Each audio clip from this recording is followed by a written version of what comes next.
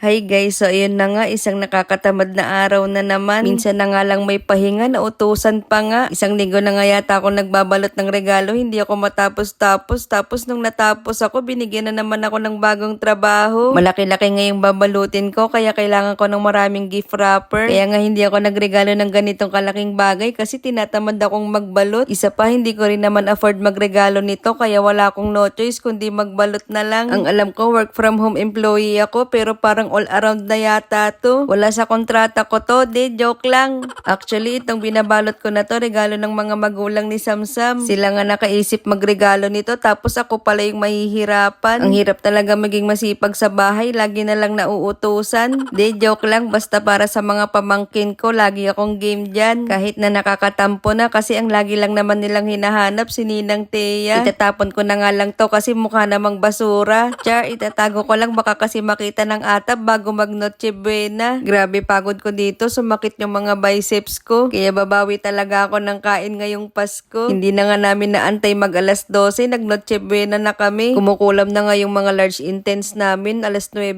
pa lang. Hindi na kasi nakapagluto ng dinner ang mga constituents dahil galing pa ng trabaho yan. Kaya napagdesisyonan naming magkuri-kuriyan na lang para luto lang ng konti tapos subo na lang ng subo. Nakakapagod na rin kasing magluto ng iba't ibang putahe kasi luto mo, hugas mo pa. Tapos makikipagsiksikan ka pa sa palengke. Tapos pag uwi mo may work from job ka pa. Mabuti nga't naisingit pa namin gumawa ng coffee jelly kaso hindi na namin nakain dahil sobrang busog na. Lahat ba naman ng side dish pinalaman? Ewan ko na lang kung di ka pa maimpacho niyan. Yung mas marami pa yung side dish kaysa sa gulay. Asan ang healthy living dyan? Yung hindi mo na masara yung leto sa sobrang daming palaman pero sa sobrang laki ng bibig nagkasya naman. Pero believe talaga ako sa pamangking ko kahit gutom na nagcha-chopstick pa. Yung natitim ka ng kagatin pero may gusto kang patunayan kaya tinusok-tusok mo na lang. At dahil ayaw mong mapahiya, uminom ka na lang ng tubig para kunyari busog na.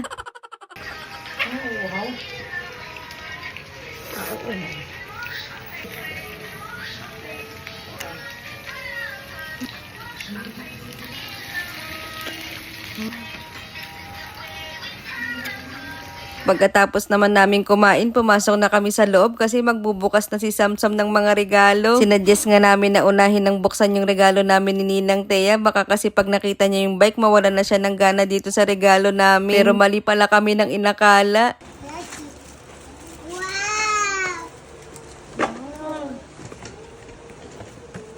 Open mo, open. Kayo open.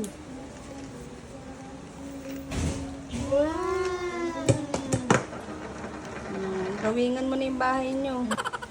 Wow! Grabe! Heart! Ang galing heart ah! At ang Eh. open this ang mo? Yun o, gift ni Mami at Daddy. Yun loko, yun loko. So,